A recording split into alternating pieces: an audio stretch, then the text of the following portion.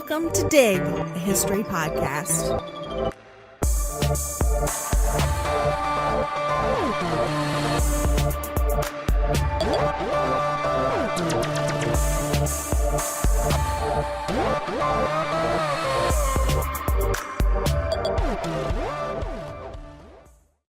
A content warning, or more feelings content than gory content, but nonetheless, we're talking about abortion in Ireland today.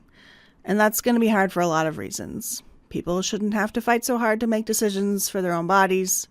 An unborn fetus should not have the same legal status as an adult woman. But we're honoring Elizabeth's book, The Sentimental State, How Women-Led Reform Built the American Welfare State, with this series about women, activism, and reform. Elizabeth tells the history of American women, black and white, who took the anxieties and ideals of the progressive era and mobilized them to exact political change. Reading Elizabeth's book reveals a lot about the welfare state today, but also, I think, is a kind of roadmap for collective action. For Irish women and all people with uteruses, unwanted pregnancies left one with few choices until it was finally decriminalized in 2018. 2018. Barely 6 years ago. Today we're looking at 100 years of Irish history, inclusive of both the North and the South. And most of that history, and most of this episode, is painful. But from that pain came people, mostly women, taking care of each other and fighting for change. And from that collective action came reform. Today, women in both Northern Ireland and the Republic can legally obtain an abortion up to 12 weeks in their own country. Is it perfect? No, of course not. As Elizabeth's book reminds us, reform never is. But it's leaps and bounds better than it was. For our listeners in Texas, South Dakota, Oklahoma, and 18 other U.S. states, this episode will hit too close to home. But I hope it's also a reminder that collective action works. We can have something and lose it and then get it back. We just need to fight for each other. So chin up. We can do this together. I'm Avril Earls. And I'm Elizabeth Garner-Mazurek. And we are your historians for this episode of Dig.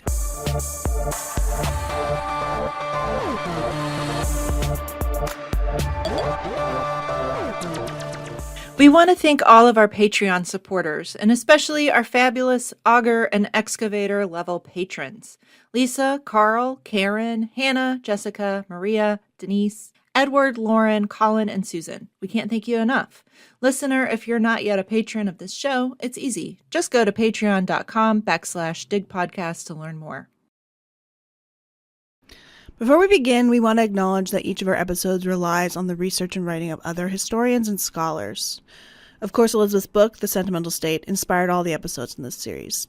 I picked this topic for a lot of obvious reasons. I am a historian of Irish sexuality. This is a particularly prescient topic right now, both in Ireland and in the U.S., and getting caught up on the latest histories of Irish women's sexuality is useful to me as a teacher and scholar. I also agreed to review a new book on Northern Irish abortion, and reading for this episode gave me a great foundation to approach that task.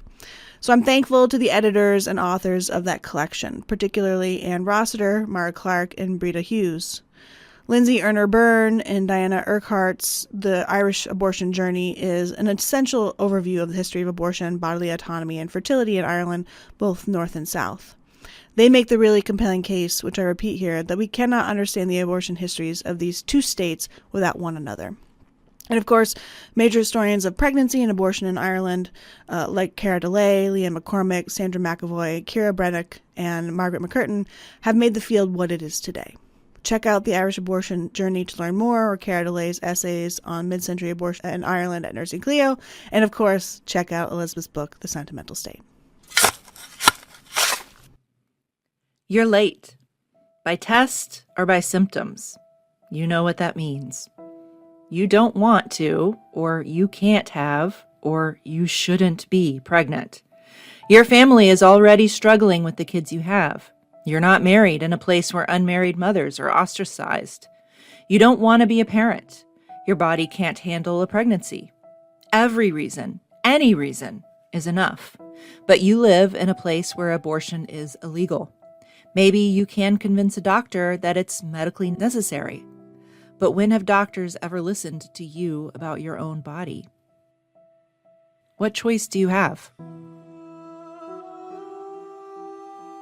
If it's 1930 and you live in rural Ireland, you might be able to ask one of the women in your family for help.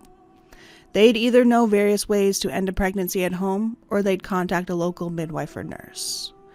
There were extensive networks of women who helped each other end unwanted pregnancies throughout Ireland before, during, and after partition of the island. As in the United Kingdom or the US, there were also various purveyors of restorative pills and potions that you could mail order. In some places, like Dublin, there were known abortionists, some more trustworthy than others, and if you knew the right people, you might visit one of them. Otherwise, you'll be forced to carry it to term, and that might kill you. If your body survives it, but you're unmarried and discovered, your family or your priest or the police might send you to a mother and baby home, where the unwanted baby you push out of your body will be taken from you, whether at that point you want it to or not. Then you might be committed to a Magdalene laundry, where you'll be forced to repent for your sin through hard, unpaid labor until someone comes to take you out, or you die. Or, if you can hide the pregnancy the whole time, you might be able to abandon it or smother it and pass it off as a stillbirth. This doesn't usually work. Infanticide is as illegal as abortion. And though the nuns in the mother and baby homes who let the infants expire will never face consequences, you, the mother, will face prison and a lifetime of humiliation. If your body survives it, and you're married, it's another mouth to feed, another burden to bear. You'll do it. You'll love the kid, even if you resent it and feel ground into nothing under the weight of having to give and give and give of yourself until you're spent. And this kid won't be the last. Your priest tells you it's your wifely duty to accept your husband into your bed. Your priest tells your husband that it's his husbandly right to take that from you. You can't divorce him. It's illegal in the South, and social suicide in the North. And if you left him, what then? There's no child support or system to protect women like you. Maybe he'll agree to only having sex when you're not ovulating, following the nous ogino method. Maybe he'll agree to pulling out for the rest of your marriage. Maybe you're lucky and he's decent. These will be your only options, really, no matter where in Ireland you are. Until 1967. In 1967, England legalized abortion up to 28 weeks to protect the life and health of the mother. Almost immediately, women from Northern Ireland and the Republic made the journey to end their unwanted pregnancies, traveling by the hundreds and then the thousands every year.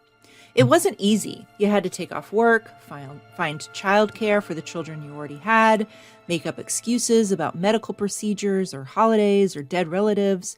You had to book passage on a ferry or a plane, find a taxi to get you to the provider, get counseled on your other options, get 2 doctors to sign off on your quote-unquote medically necessary abortion, though fortunately your distress after hours of travel and the cost of it probably helped.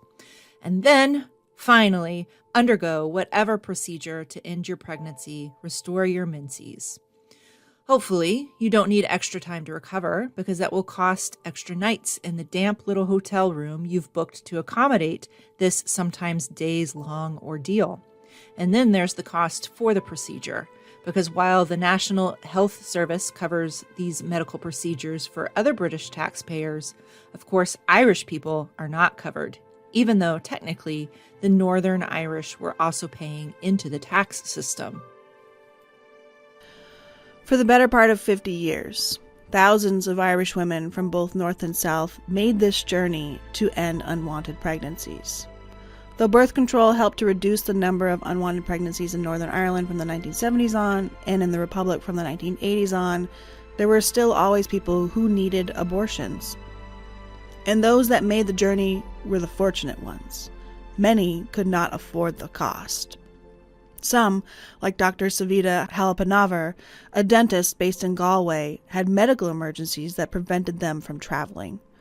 Her doctors denied her plea for an abortion, even though they knew that leaving her to process her miscarriage alone could well result in her death.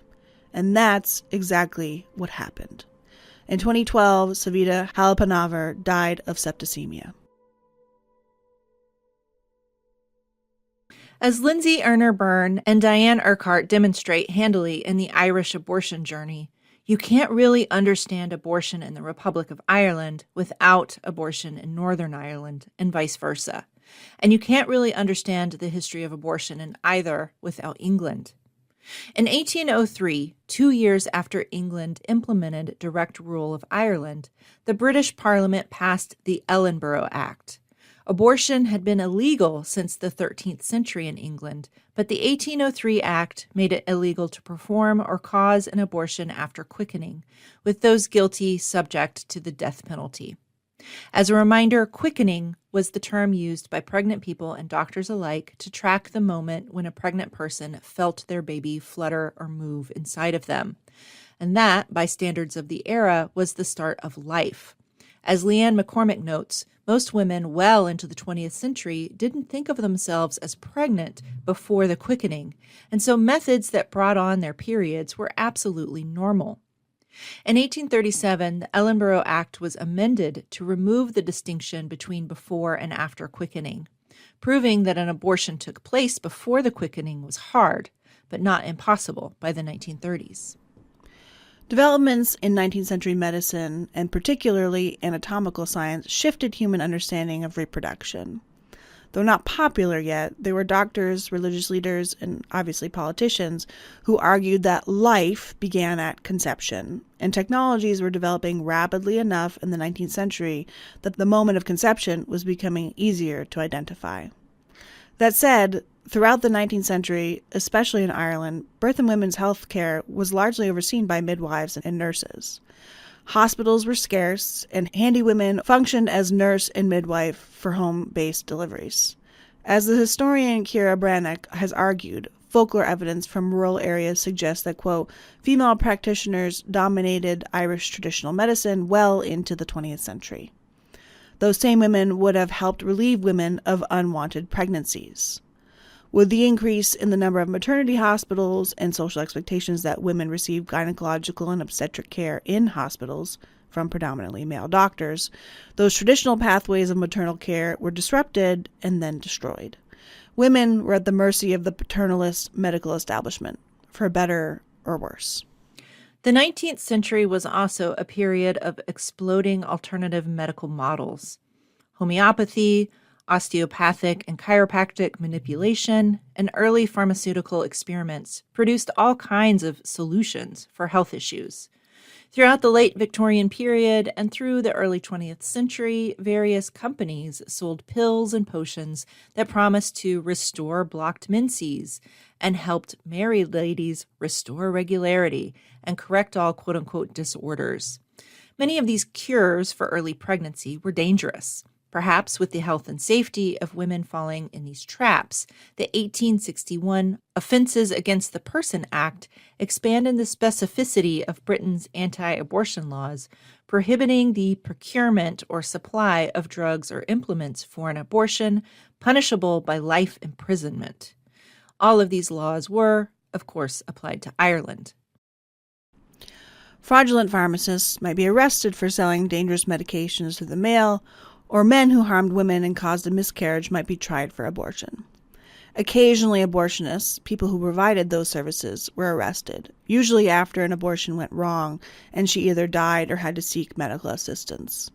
Women were not tried for their own abortions. The Old Bailey in London, for example, saw only 113 illegal abortion cases between 1803 and 1913, and almost all were prompted by the death or serious injury of the woman who received the abortion. Interestingly, as DeLay, Urquhart, and Erner-Byrne note, midwives and doctors didn't necessarily think that these laws applied to them. For as long as home birth was the more common experience of Irish women, midwives and handy women continued to aid women to end unwanted pregnancies, or to do whatever they needed to do in order to protect the life of the mother.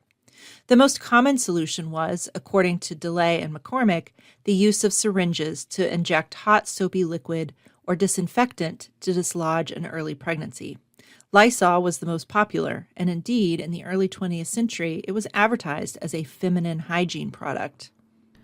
Most doctors, too, performed therapeutic abortions quite regularly when they deemed it medically necessary. Medical professionals established norms of therapeutic abortions when pregnancy threatened a mother's life in the 1920s and 30s in Ireland, operating on a good faith ethos that shaped all of Irish medicine in that period.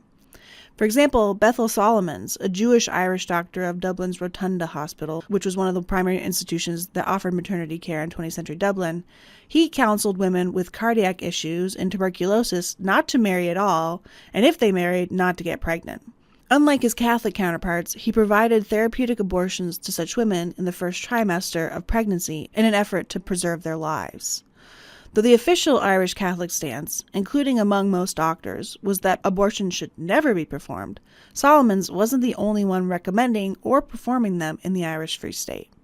Gibbon Fitzgibbon's 1937 obstetrics, for example, stated unambiguously that in cases of cardiac failure in the early stages of pregnancy, it was, quote, best to terminate the pregnancy, and the termination of pregnancy may be indicated at any time on behalf of the mother or in the last few weeks of pregnancy on behalf of the infant.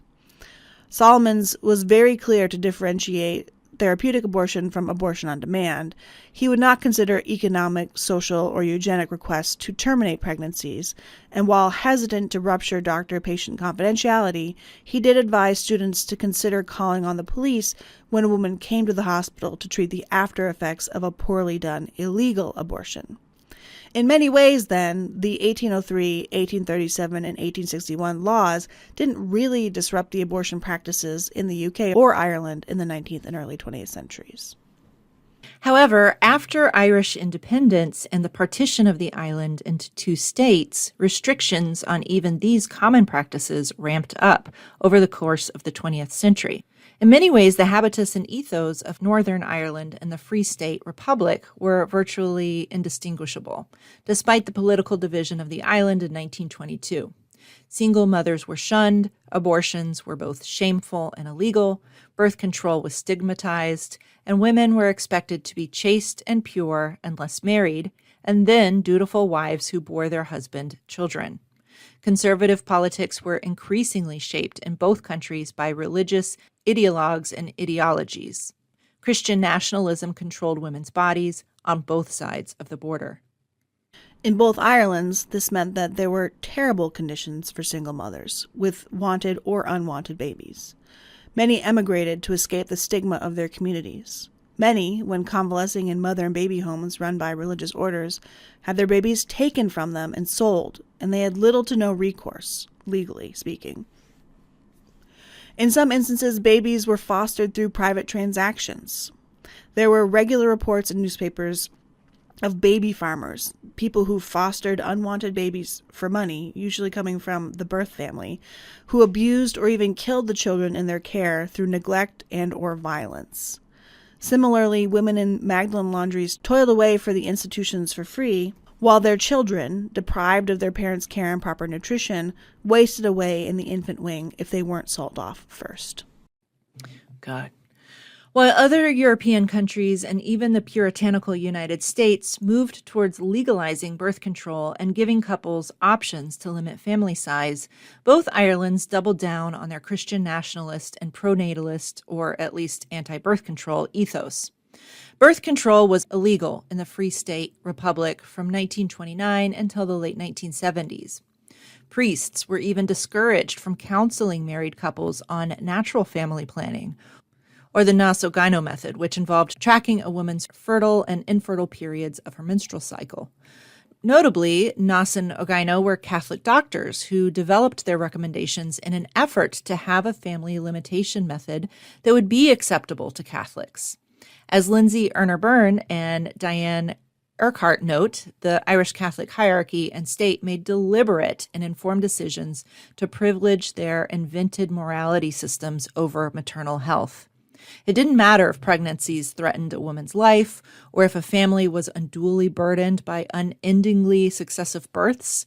The men of the church and state decided they knew what was morally best for Irish women, and both directed and legislated to ensure women had no choices. Birth control wasn't illegal in Northern Ireland, but Northern Irish society was as conservative as in the South.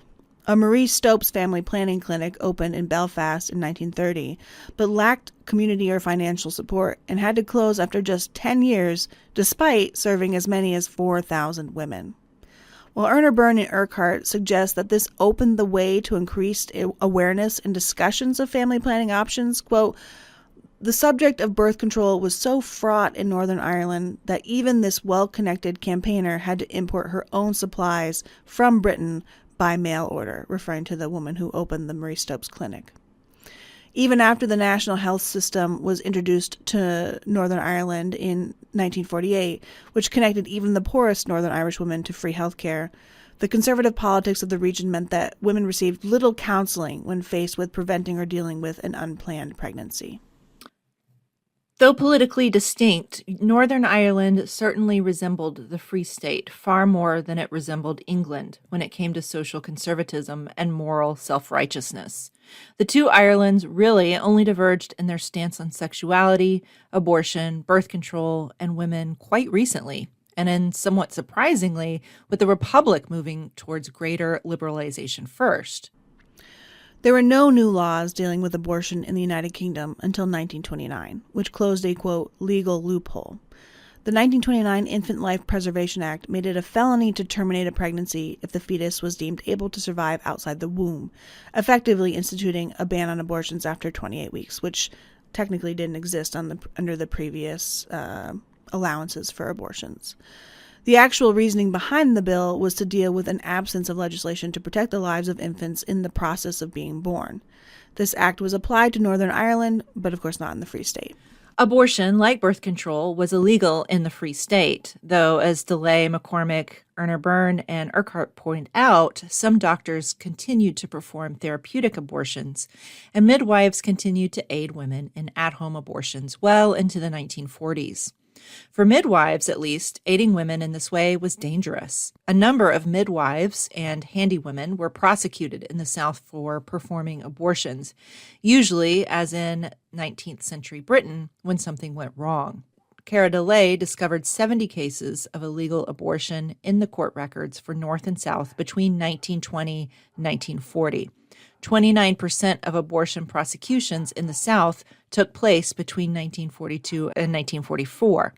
The higher incidence of abortion cases between 1942 and 44 was likely because of the restrictions on travel during World War II, which would have forced women to resort to methods or abortion providers that went poorly. Leanne McCormick studied 33 abortion court cases from Northern Ireland between 1913 and 1967 and found similar conditions to DeLay. Women aided one another in either attempting an abortion or in finding someone who could help. McCormick shares an example from one case. Quote, Mrs. G explained how a neighbor told her how Mrs. McA was going to have a baby and did she know anyone she could go to, said it was a pity of her. When Mrs. G went round to see Mrs. McA, she was crying and said she was taking pills, and then she told her about Mrs. McA, who was a handy woman at helping anyone who, like herself, was in trouble. Mrs. G ended up being sentenced to 6 months hard labor for her sympathy, although she was released on bail of £19 and bound over to keep the peace for 2 years. As Barbara Brooks argues, it was a death that often revealed these networks. DeLay and McCormick demonstrate that there were wide informal networks of people who provided information about birth control and abortion to Irish women. A few got caught when things went wrong, but continued to operate clandestinely to meet the needs of Irish women. While formal legalization of abortion in the UK didn't come until the 1960s, case law started to reform practice and possibility as early as the 1930s.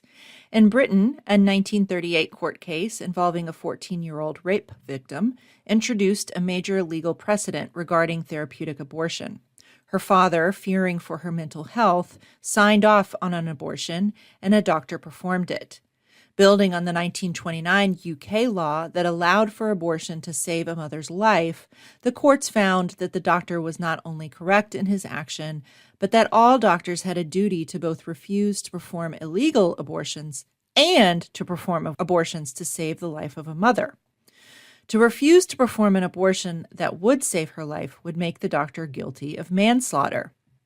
Though the 1929 law and the 1938 court case had no legal bearing in Northern Ireland or the Free State, Erneburn and Urquhart suggest that the news coverage and medico-legal discourse surrounding the case undoubtedly shaped Northern Irish practice, because therapeutic abortions increased after 1938 there. In the South, the 1929 Censorship of Publications Act and the 1935 Criminal Law Amendment Act suppressed information about birth control and abortion. In 1967, Britain legalized abortion up to 28 weeks in limited cases. Britain's 1967 law was not based on the idea that citizens had a right to privacy, like Roe v. Wade or Griswold v. Connecticut in the U.S., or that they had bodily autonomy and the right to make medical decisions for themselves. According to Jennifer Thompson, quote, "Under the parameters of this legislation, terminations must be carried out with the approval of two medical professionals who are in good faith that the continuation of the pregnancy would involve risk to the life or health of the woman greater than if the pregnancy were terminated, or that there was a risk the child would be born seriously handicapped." And that's their phrasing. As historian Fran Amory points out, quote, "The law as it currently stands, and this is still true today, does not allow abortion on demand, but rather permits abortion in certain medically controlled circumstances. In most cases, this will mean that two doctors have agreed that the pregnancy represents a risk to the pregnant woman's physical or mental health. In other words, the Abortion Act of 1967 assigned a paternalistic role to medical professionals in women's reproductive decision-making." But even these narrow parameters of change were not applied to Northern Ireland. Northern Irish MPs were little involved in London parliamentary decision-making between 1922 and 1973. And even after Stormont was dissolved, abortion in Northern Ireland was never a topic of in-depth consideration. There are scant numbers of abortion in Northern Ireland in the parliamentary debates. In 1972, just before Stormont was dissolved due to the troubles in Northern Ireland, Member of Parliament Mr. Parker, quote, asked the Secretary of State for Northern Ireland whether he will take steps to bring abortion law in Northern Ireland into line with that of other parts of the United Kingdom. And to which that Mr. Channon replied, no. A decade later, MP John David Taylor asked, quote, "The Secretary of State for Social Services, what is the estimated number of women from Northern Ireland who have had to go elsewhere in the United Kingdom for abortions in each of the last 10 years?" End quote. Presumably, the official statistics were supplied, and the issue wasn't raised again. Thousands of women traveled from Northern Ireland and the Republic after 1967 to seek abortions in England, usually in Liverpool, which is like the closest point of contact between the island of Ireland and the island of Britain. Women seeking access to legal abortion had to shoulder the cost of traveling to England, potentially staying there to go through the rigmarole of getting two doctors to sign off on their abortion. And until 2017, they had to pay the cost of the medical procedure itself, which could be up to £1,000. The issue of abortion in Northern Ireland wasn't raised seriously again in Parliament for decades. Abortion and most issues took a back seat to the Troubles. And then after the Good Friday Agreement, presumably health care of its citizens was the responsibility of Stormont, which refused to broach the issue of abortion. The legalization of abortion in Britain immediately ushered in a period of abortion travel from both Northern Ireland and the Republic. An estimated 200,000 women traveled from Ireland, both North and South, to England for an abortion between 1967 and 2019. It is undoubtedly more, as many people gave false addresses because of the shame and stigma associated with abortion throughout this period. Sex continued to be a source of conflicting emotions on both sides of the border, but particularly in the Republic. As one Irish man said, quote, "We Irish have very peculiar ideas on the subject of sex, despite what anybody might say. Back of everybody's mind is the notion that there is something wrong with it, something bad." Another husband admitted his wife had to teach him about the Marriage Act. Catholic guilt and shame around sex was further compounded with the Pope's Humanae Vitae on human life in 1968, which reaffirmed the Catholic Church's unequivocal ban on the triumvirate of, quote, abortion, contraception, and divorce, linking the three issues in a moral framework that should be defended.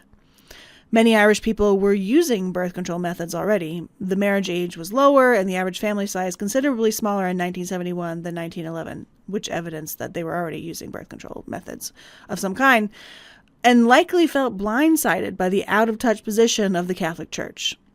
According to scholar Doreen Rohan, quote, "The reactions in Ireland to the encyclical have been varied. Anger, sadness, astonishment, relief have been felt and expressed by every sphere of the community. Many who have been practicing birth control will not return to the fold." Mary O'Rourke, a teacher and later politician and minister in several governments, noted, "I clearly remember the sense of hope not being realized." And as Patsy McGarry astutely observed, quote, "It could have been so different." Despite the obvious unpopularity of the encyclical, the Irish Church persisted as an opponent to marital sex as anything other than procreative, issuing statements and pastorals between 1971 and 1978 to that effect, which is the period when the Irish government was debating whether it should legalize birth control. In the 1960s and 70s, despite continued and really even expanded religious opposition, birth control was recast as a civil rights issue in both the North and the South. That reframing was important to shifts in who had access to contraceptives and when. A Mrs. McGee, a 27-year-old mother of 4, was advised not to have more children after suffering a stroke during her 4th pregnancy. And she was charged under the 1935 Criminal Law Amendment Act when she ordered birth control through the mail. Lawyer and future president of Ireland, Mary Robinson, took her case through the Irish judicial system. She lost in the High Court, but in 1974, the Supreme Court, following the lead of Griswold v. Connecticut in the U.S., determined that married couples had the right to make decisions about their family planning. 5 years later, the Irish Parliament legalized the sale and distribution of contraceptives to married people. The legislation put the final decision, though, not in the hands of married couples, but in their doctors, who were charged with deciding if their reason for wanting birth control was legitimate. In Northern Ireland, contraceptives weren't illegal, but they were not acceptable due to social and religious opposition. But, like in the South, changing attitudes of civilians put pressure on the state to adjust. In 1969, the 1967 National Health Service Family Planning Act was applied to Northern Ireland, giving people access to birth control via prescription no matter their marital status. The 1967 abortion law in Britain was not extended to Northern Ireland because, according to the Northern Irish Attorney General and leaders in the medical field, to do so would be overwhelmingly opposed by the religious forces in the country. Instead of extending on-demand abortion to women, Northern Ireland would continue to operate, in theory, under the precedents of case law. The 1938 Bourne case and the 1958 Regina v. Newton and Stungo case gave legal precedent to therapeutic abortions to protect the life and health of the mother. In the latter case, the judge explained that abortions should be carried out, quote, in good faith for the purpose of preserving the life and health of the woman. And when I say health, I mean not only her physical health, but also her mental health, end quote.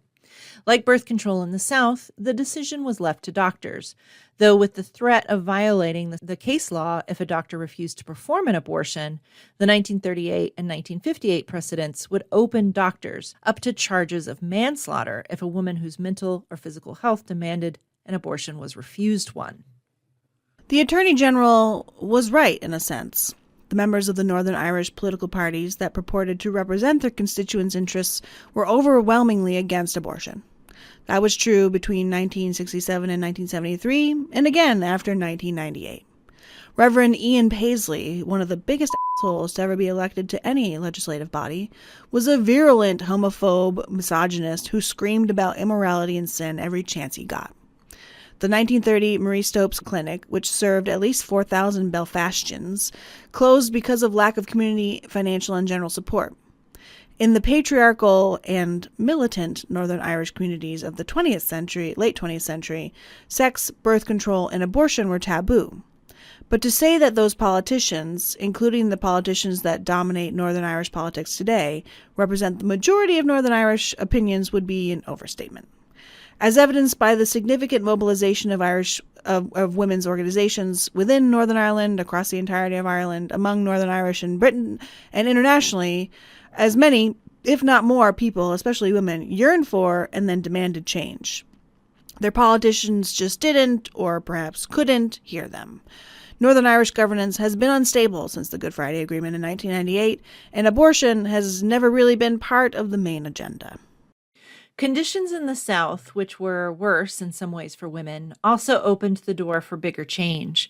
In 1983, Ireland passed a constitutional referendum that made abortion totally illegal, no exceptions. Thousands of women were forced to give birth to unwanted babies, or if they were lucky and could shoulder the financial burden, they traveled to England to procure an abortion. The 1983 referendum, however, started a 30-plus year conversation in the South about abortion. In that time period, too many women, including teens and rape victims and women with pregnancy complications that ended their lives because they went medically untreated, suffered under Ireland's authoritarian restrictions on women's bodily autonomy. Those tragedies made news and fueled the conversation, resulting in two more abortion-related referenda, one in 1992 and most recently in 2018. In April 1981, the pro-life amendment campaign was launched to enshrine protection for the unborn in the Irish Constitution. The campaign focused on the rights of the unborn, avoiding discussions of maternal health or married couples' rights to privacy. Few groups on the anti-amendment side raised the issue of abortion as a woman's right. This was not least because feminism was named the problem causing the deterioration of Irish society by the Catholic Church and the conservative majority. But the amendment was not universally supported. Organizations like the Irish Family Planning Association, women's organizations, and abortion support networks opposed it. By the end of the campaign, Fianna Fáil was the only political party that stood by its support for the amendment in its entirety. Fine Gael and the Labour Party, while not unanimous, overwhelmingly opposed its passage. Despite opposition from politicians, women's organizations, journalists, and even some doctors, the anti-amendment effort failed. Even the most harrowing stories failed to turn the tide. In 1982, Sheila Hodges had cancer and was denied treatment by Our Lady of Lourdes Hospital in Drogheda because cancer treatment would induce an abortion. She suffered through a painful birth, her infant died immediately, and she died a few days later in 1983. In the days before the pro-life amendment went to national vote, a journalist broke the story, asking how many more necessary medical abortions would be denied under the amendment as proposed. After Amendment 8 passed by a majority of 66.9% to 33.1%, only 54% of voters turned out to vote, which undoubtedly means that only those most active and invested in the issue went to the polls. All the fence-sitters and the unsure stayed home. The Irish gay rights movement split on the issue when the male members of the organization refused to stand up with their feminist and lesbian colleagues, a rift that would take years to heal, and for some was unforgivable. Once again, the independent Irish government and people demonstrated that its only interest in women was controlling them and their bodies. The amendment's consequences would come to pass as the journalists who broke the Hodges story foretold. Many more women and girls died when denied life-saving medical procedures. Abortion was not fully out of reach of all Irish women. For those with the means and the time, not like Savita Halappanavar, who died in Galway in 2012 when denied an emergency abortion, they could take the humiliating journey to England to procure a secret and shameful abortion far from family and support. But, as Erna Byrne and Urquhart argue, this disastrous amendment and its inevitable consequences actually forced Ireland to have the conversations about abortion that they hadn't had during the actual pro-life amendment campaign. Almost yearly, reports of women and girls who died needlessly made the Irish public face the impact of the constitutional amendment on maternal health, on women and women's lack of civil and private rights, and on Irish society more broadly. The tone of those conversations was also slowly reframed by bigger changes in Irish society. In the decades following the Eighth Amendment, Irish people finally started disassociating Irish identity from the Catholic Church. Maybe that break was motivated by Irish Catholic Church scandals, including clergy sexual child abuse, priests with mistresses, the horrific conditions in the Magdalene laundries and mother and baby homes. Maybe the break was made possible by the improved living conditions of Ireland's citizens after the economic boom of the 1990s. An impoverished Ireland needed the church to get through the misery of a life of poverty, while a comfortable Ireland could finally question the unyielding hypocrisy of the hierarchy and its priests. In January 1987, Justice Liam Hamilton granted the Society for Protection of the Unborn Child, a central player in the Plaque Group, an injunction against the only 2 clinics offering non-directive pregnancy counseling, including abortion information, in the Republic: the Open Door Counseling and Dublin Well Women's Centre. Effectively, organizations that had supplied women with referrals to abortion providers in England were shut down, and abortion networks had to go completely underground. The Women's Right to Choose group was replaced in 1987 by the Women's Information Network in Dublin and continued to help women get to the abortion services that they needed, but more covertly. Women in Britain, mostly but not exclusively Irish or Irish descent, were essential to the underground years of getting Irish women abortion access. In 1992, the X case, when an unnamed 14-year-old rape victim was stopped by the Irish government from traveling to Britain for an abortion, caused mass protests and significant challenges to the Irish prohibitions on abortion and abortion travel. In response, the government proposed 3 new referenda to the Constitution. 2 passed. One guaranteeing Irish citizens' right to travel freely, the other freedom of information, while the third, which would have made abortion illegal even to save the life of the mother, failed. It was a small win that felt like a major victory. The Irish people voted to, at the very least, allow women to travel for abortions as necessary, and overwhelmingly voted not to reaffirm the idea that a fetus's life was more valued than the person that carried it. By the 1990s, Irish women were pretty angry about how the state and Irish society had treated them for the better part of a century. Reopening the abortion tourism routes and rejection of another anti-abortion referendum were important successes. Back in the 1970s, it took an average of 5 to 8 days from the first counseling session to final discharge and cost £70 13 pence, the equivalent of £1,060 today. As a Dublin-based counselor who referred women to abortion clinics in Liverpool explained in the 1970s, quote, "The Liverpool clinic have told us about Irish girls who get straight off the boat and ask the nearest policeman where they can get an abortion. It's horrific. Money is often a problem, but the women always get it together if they have to pawn, beg, borrow, or steal." And how much is £1,060 American? Is it still like roughly $1.50 per pound? Yeah. Yeah, so that's like $1,500. Between $1,500 and $2,000, yeah, American dollars. Oh, yeah. Math. That's a lot. Depending on That's the really, really, really expensive. Yeah. Okay. All right. In Northern Ireland, where, again, medical abortion technically wasn't illegal, women didn't need to travel for a medical abortion. Public opinion in the 1990s actually favored abortion laws that protected women.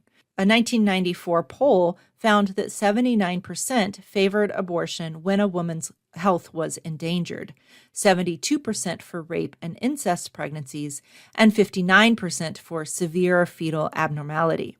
But once Northern Ireland regained a devolved government after 1998, the issue remained untouched, and perhaps the persistent influence of Christian nationalist ideologies explains why. In 2012, a Marie Stopes clinic opened in Belfast once again. Presbyterians, Catholics, and other anti-abortion forces united to try to shut it down.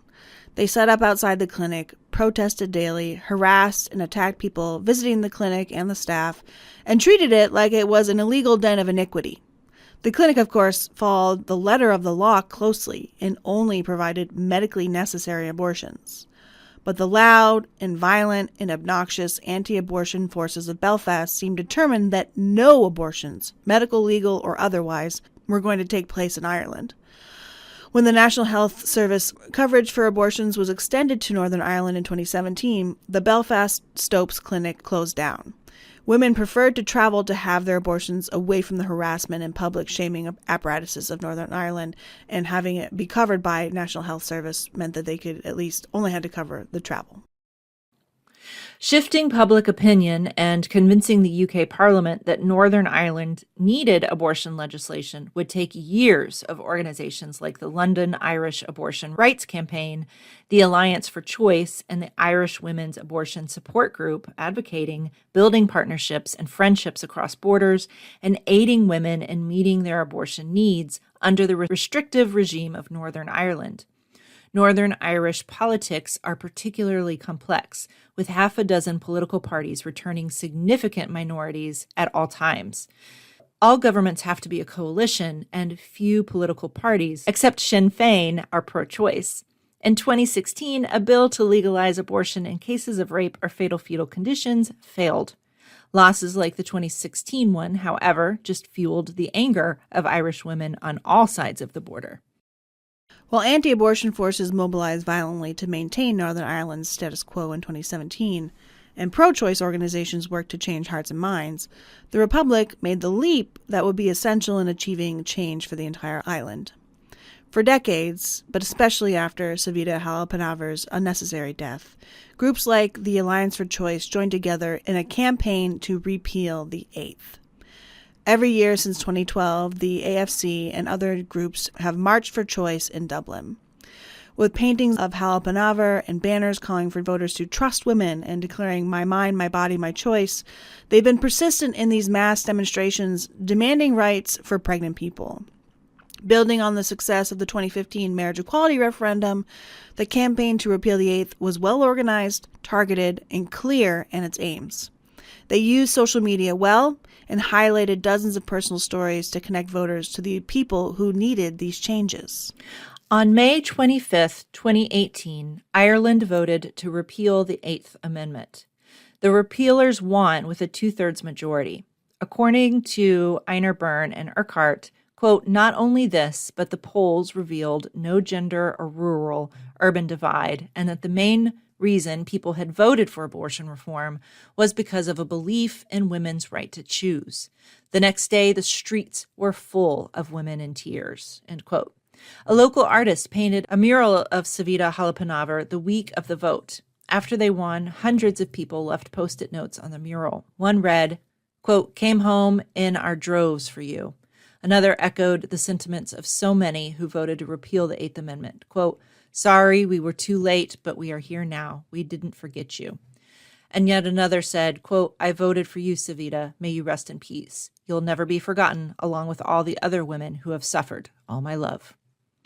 Immediately after the Republic's victory, like literally the day the votes were tallied, activists were calling for the North to follow suit. But Northern Ireland's Stormont was, once again, suspended when the deeply divided multi-party system couldn't form a majority government. So activists called for London to make the decision for them, to grant Northern Irish women the same access to abortion that the English, Scottish, and Welsh had across the Irish Sea, and that the Irish had across the border to the south at that moment. In London, the London Irish Abortion Rights Campaign had been pressuring Parliament to act when it was clear that the Northern Ireland Assembly was unwilling to enact legislative abortion change.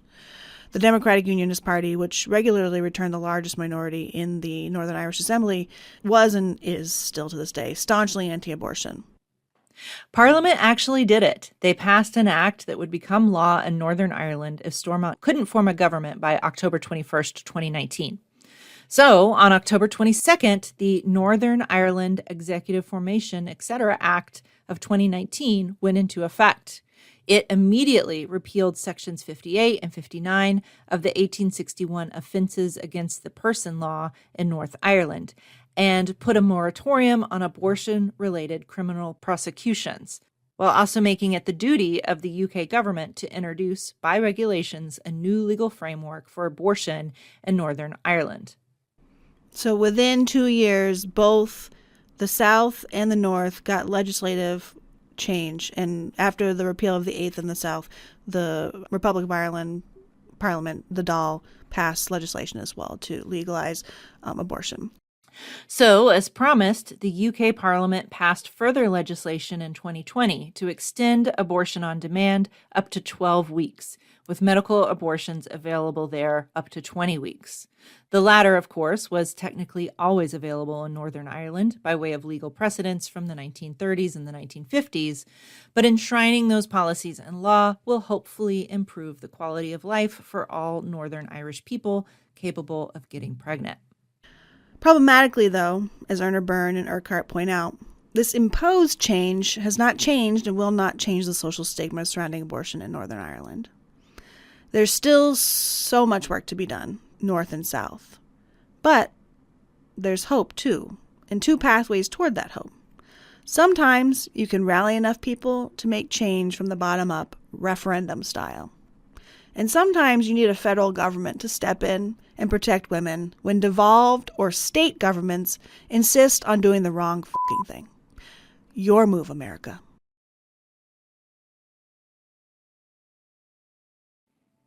Damn, you just threw down the gauntlet. So, yeah, I mean, it's so effing scary how it's so easy to repeal these laws, right? I mean, we've seen that with Roe v. Wade. And now all of the kind of legal wrangling that's happening in the states. Like, it's like you would think in 2024 we would have this fucking figured out, right? That this should be a no-brainer. But obviously it's not. And I love that you are really concentrating on the Christian nationalism part of it, right? Because that is also the problem that America is facing. It's Christian nationalists who are trying, who are funding these anti-abortion legislations, things like that. Yeah. Anti-LGBTQ plus legislations. Absolutely. It's Christian nationalism, which is a dangerous, dangerous precedent. Yeah. But I think if Ireland knew it, then America. Right. If Ireland can do it. If Ireland can do it, America. Then anyone can do it. Yeah. Christ's right. sake. Yeah. Good point. Wow. But, right, like, I mean, when we can step back and look at the longue durée, we see change happening. But when you're in the midst of it, it's effing scary, and it's heartbreaking to see, our rights just taken away from us in the snap of a finger. And I and on one hand, I mean, I'm thinking about it in the American context, but we saw this in the Irish context as well. It does wake a lot of people up, when a right is taken away or when somebody dies unnecessarily, like it does begin to wake people up. And I think we are seeing that. And so it's an unfortunate reality that sometimes people need a slap in the face in order to care. Keep up the pressure, right? And we see that happening. And, that's kind of the takeaway that we're perhaps trying to use with the focus on my book, The Sentimental State, right, is that your actions as an everyday person matters. Your organizing, your feet on the ground at marches, your letters to your legislatures, it matters, right? And I have hope. I mean, here I am in Buffalo. We just elected, a Catholic Democrat to Senate, right? And I mean, and he is open about his changing ideas of what choice and women's autonomy over their body means, and can still keep his faith as a Catholic, right? So like there is hope. I'm glad you think so. I do too. I think there's hope. We just have to keep working. Yeah. And right. Yeah. It's always a slog. And look at these histories as proof that the work works, right? Thanks for joining us today. We invite you to follow us on Facebook, Twitter, TikTok, and Instagram at dig_history, or join our Facebook group, Dig History Pod Squad, for all kinds of memes and historian hijinks. If you have a comment or a question or a concern, you want to share some kind words with us, you can always email us at hello@digpodcast.org. We love listener mail. If you're an educator, we've got a compendium of episodes that you can use in the classroom and free teaching resources, including full lesson plans, on our website at digpodcast.org. You'll also find full bibliographies, the scripts for all of our episodes, resources, and a link to our swag store. Again, at digpodcast.org. You'll also find links to all of our books, including Elizabeth's Sentimental State, through our website, digpodcast.org. See you there. Bye. Bye.